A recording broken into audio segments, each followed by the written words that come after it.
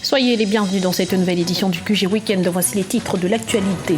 Ellen Johnson Sirleaf prend les commandes de la CEDEAO. La présidente du Libéria a été élue ce samedi lors de la 49e conférence de l'institution. Elle succède au président sénégalais Macky Sall. En Côte d'Ivoire, la réécriture de la Constitution par un comité d'experts est en cours. Le nouveau texte sera soumis à un référendum d'ici la fin de l'année et sera mis en place pour 2020. Et puis, célébration ce dimanche 5 juin de la Journée mondiale de l'environnement. À cette occasion, des initiatives de lutte contre la dégradation de l'environnement ont été entreprises au Burkina Faso. Gros plan dans ce journal.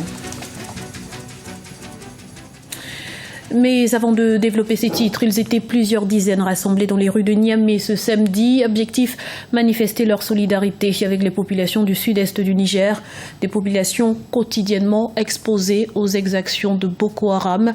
Le groupe terroriste a en effet mené une attaque meurtrière d'envergure ce vendredi contre un poste militaire de la ville de Bosso, tuant 32 militaires. La ville a depuis été reprise des mains des djihadistes. Ellen Johnson Sirleaf a pris ce samedi la tête de la communauté économique des États d'Afrique de l'Ouest.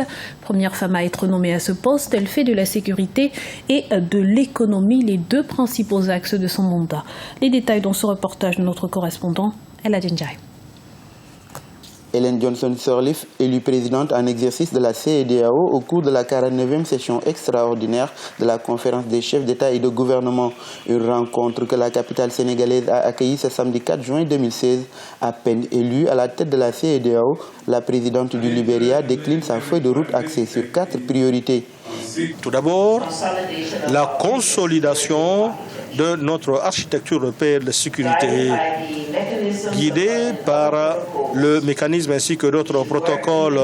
Nous devons travailler encore plus dur en tant qu'État membre pour éliminer le terrorisme, renforcer nos capacités en matière de renseignement et renforcer la coordination avec l'Union africaine, les Nations unies et d'autres institutions partenaires, tout en exprimant notre compassion face aux attaques dont souffrent nos populations. Nous devons nous assurer que le terrorisme ne puisse plus gagner du terrain tel que cela a été le cas au Burkina Faso, au Mali et en Côte d'Ivoire. Ellen Johnson Sirleaf annonce également de nouvelles mesures juridiques qui visent à améliorer la circulation des personnes et des biens ainsi que la transformation des économies dans l'espace CEDEAO. L'agriculture sera également érigée en priorité pour l'atteinte de ces objectifs.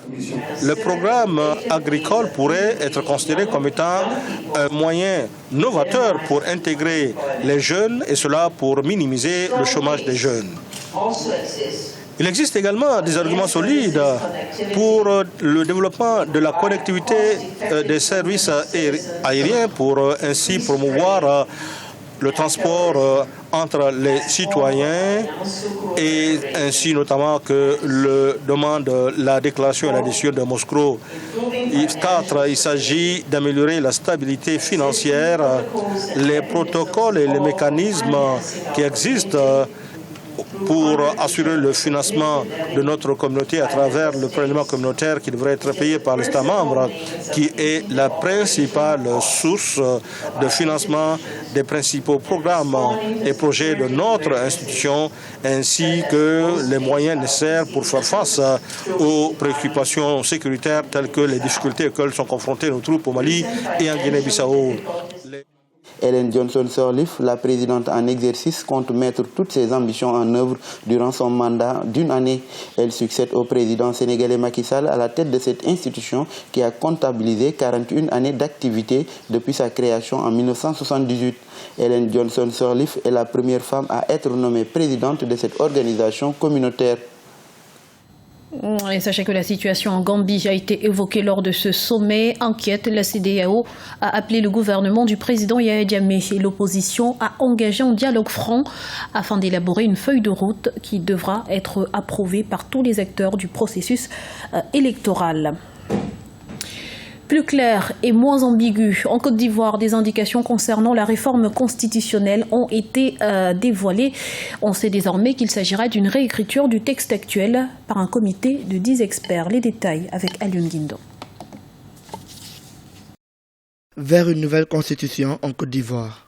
Après les modifications constitutionnelles de 1990 et de 2000, l'actuel chef de l'État ivoirien, Alassane Ouattara, ambitionne de rendre la nouvelle constitution, qui devrait être soumise à un référendum entre septembre et octobre 2016, plus claire et moins ambiguë. Au programme des modifications, la séparation des pouvoirs, la confirmation des principes de l'abolition de la peine de mort, l'obligation scolaire, la limitation des mandats présidentiels à 2 quinquennats et l'amélioration de la politique du genre. Il s'agit de faire en sorte que cette constitution soit plus consensuelle, faire en sorte qu'elle soit désormais impersonnelle, qu'elle soit équilibrée. Cette constitution, évidemment, va tirer les leçons de notre passé, de l'histoire de la Côte d'Ivoire, tout en s'inspirant des bonnes pratiques qui ont cours ailleurs. Cette constitution permettra de garantir les droits et les devoirs de tous les citoyens ivoiriens. Les conditions de candidature au nombre d'une dizaine de points seront ramenées à 3. Ces derniers ne sont cependant pas encore dévoilés.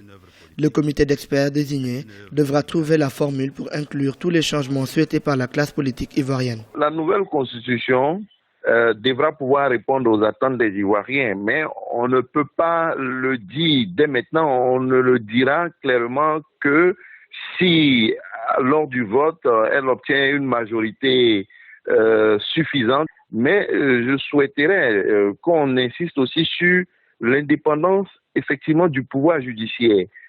À travers cette nouvelle constitution, à travers cette troisième république, nous devons parvenir de l'autorité judiciaire au pouvoir judiciaire.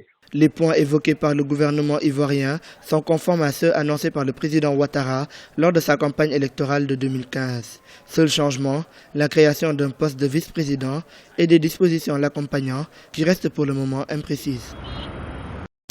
Le titre de docteur honoris causa en sciences politiques de l'université de Kinshasa a été décerné au président équato-guinéen Teodoro Obiang Bazogo pour son implication dans la recherche de la stabilité sur le continent. C'était ce samedi à Malabo. Reportage de notre correspondant Léopoldo Enemembazoué, commenté par Alioune Guindo. Le président Teodoro Obiang Bazogo, lauréat du titre docteur honoris causa en sciences politiques de l'université de Kinshasa, ce samedi 4 juin 2016 à Malabo. Le chef de l'État équato-guinéen a reçu ce prix sur la base de certains facteurs, notamment la lutte pour le développement de la Guinée équatoriale, la politique pour l'Union des pays africains et son implication dans la recherche de la stabilité sur le continent. L'université de Kinshasa a honoré ses dignes fils du continent africain, et pourquoi pas du monde, par ses qualités et actions remarquables qui les caractérisent dans son pays et en Afrique. L'université de Kinshasa n'avait pas hésité un seul instant dès que la demande d'élévation à ces titres honorifiques était formulée. C'est la troisième fois que Teodoro Obiang Bazogo reçoit le même titre décerné par différentes universités de l'Afrique et de l'Amérique du Sud. Une satisfaction pour le chef de l'État équato-guinéen. La Universidad de Kinshasa es una gran universidad visionaria porque ha apreciado la politique. L'université de Kinshasa est une grande université. Elle est visionnaire parce qu'elle a apprécié la politique que nous menons en Guinée équatoriale et sur le continent africain.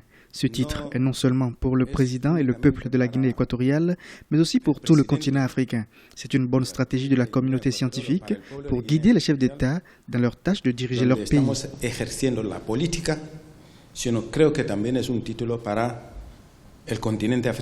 L'université de Kinshasa est l'une des meilleures universités de l'Afrique centrale. Créée en 1954, elle a évalué les efforts du président équato-guinéen sur la base de certains facteurs politiques et sociaux. Journée mondiale de l'environnement ce dimanche 5 juin, à l'occasion d'élaborer des stratégies de lutte contre la dégradation de l'environnement.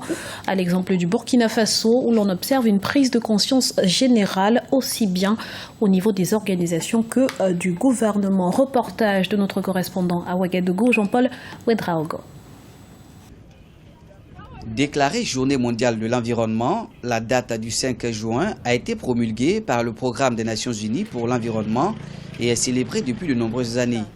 Au Burkina Faso, elle a été commémorée par diverses activités autour des questions essentielles de la protection de l'environnement.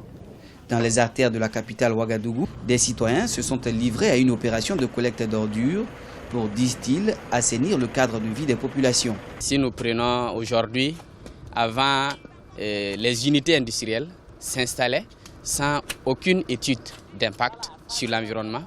Voilà. Aujourd'hui, il y a des textes qui sont pris. Tout promoteur de projet, de plan ou de programme est assujetti à une étude ou à une notice d'impact environnemental avant l'installation même de son projet.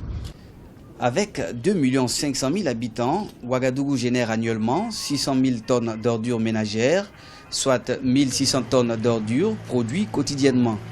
Pour une réelle survie du pays et au-delà la planète tout entière, il importe de s'unir pour faire face à la dégradation de l'environnement, selon les autorités. Notre ville dispose d'un schéma directeur de gestion des déchets, qui a permis vraiment la restructuration de l'ensemble de la filière déchets de notre ville, c'est-à-dire de la pré-collecte au traitement en passant bien sûr par la collecte et le transport, et qui implique vraiment 5 principaux acteurs qui s'attellent quotidiennement à assurer la propreté de la ville de Ouagadougou. Grâce à sa brigade verte composée de 3000 femmes rompues au service de la propreté, la renommée de Ouagadougou a aujourd'hui franchi les frontières du Burkina. À ce titre, elle confère à la capitale une meilleure place parmi les capitales les plus propres du continent. Et un mot de sport à présent, les Léopards, presque au Gabon. La République démocratique du Congo a quasiment validé son ticket pour la Coupe d'Afrique des Nations 2017 ce 5 juin grâce à une large victoire 6-1 face à Madagascar. Reste à compter sur un faux pas de l'équipe de Centrafrique face à l'Angola ce dimanche pour s'assurer de la première place du groupe B. Ce journal a été réalisé par l'ensemble de la rédaction. Merci de l'avoir suivi. Dans un instant, une nouvelle édition de l'actualité sur Africa 24.